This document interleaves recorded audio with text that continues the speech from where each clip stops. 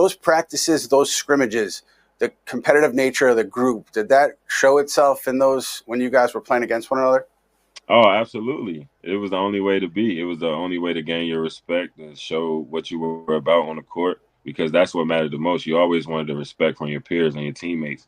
So that competitive nature was just something that you kind of inherit the first day that you get there at Villanova. You just got to understand that this is just a big cornerstone of our program. And one of the biggest insults is for somebody to say that you're not playing hard. So you kind of never wanted that to be a thing for you.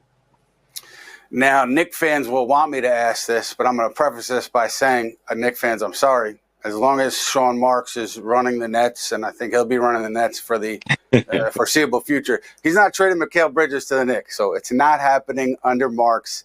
I hate to be a wet blanket, but if you pictured, Kris, this Knicks team with Mikal Bridges, because I think Knicks fans like to dream about it, and I know if the Knicks had the opportunity, they would love to have Mikal.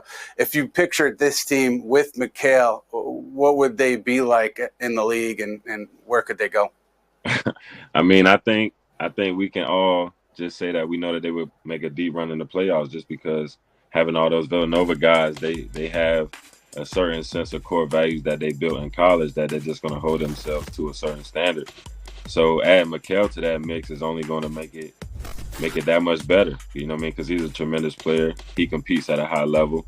He makes shots. You know what I mean? He's super, super competitive. He guards the best player. You know what I mean? That's just the kind of player that he is. And everybody's just seeing when he got to Brooklyn, you know what I mean, just his game evolved, and now he's thriving.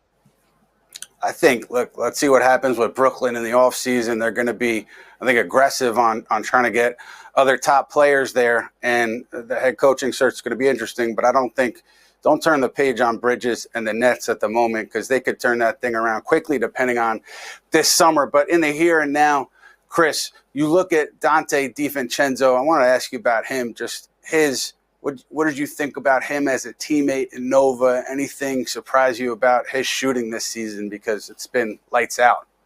Nah, Dante's always been a super talented basketball player, man. It was just him putting it all together and having confidence in his game. And now you're seeing his confidence at an extreme high.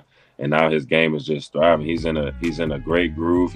And I only think he's going to get better. He's going to get more comfortable, and sky's the limit for them.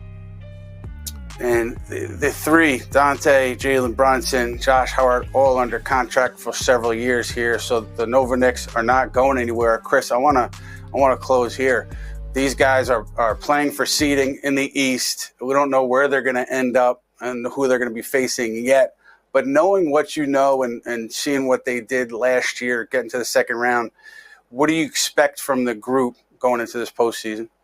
I mean, I feel like I have the same expectations that they have for themselves, and that's to go and try to win the whole thing.